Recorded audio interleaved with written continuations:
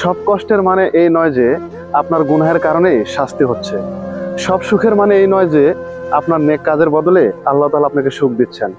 আল্লাহ তো তাকেও সুখ দেন যে নাকি সর্বদা গুনাহ করে বেড়ায়, আর তাকেও দুঃখ কষ্ট দেন যে সর্বদা আল্লাহর হুকুমে প্রাধান্য দেয়। মূলত সুখ আর কষ্ট আল্লাহর পক্ষ থেকে একটি পরীক্ষা মাত্র। উভয় অবস্থাতেই মনকে প্রশান্ত রাখতে পারাই হচ্ছে সে পরীক্ষার সফলতা।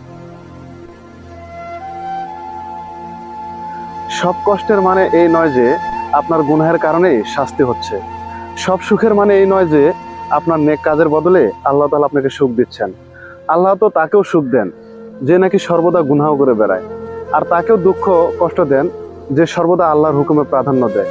মূলত সুখ আর কষ্ট আল্লাহর পক্ষ থেকে একটি পরীক্ষা মাত্র। উভয় অবস্থাতেই মনকে প্রশান্ত রাখতে পারাই হচ্ছে সে পরীক্ষার সফলতা।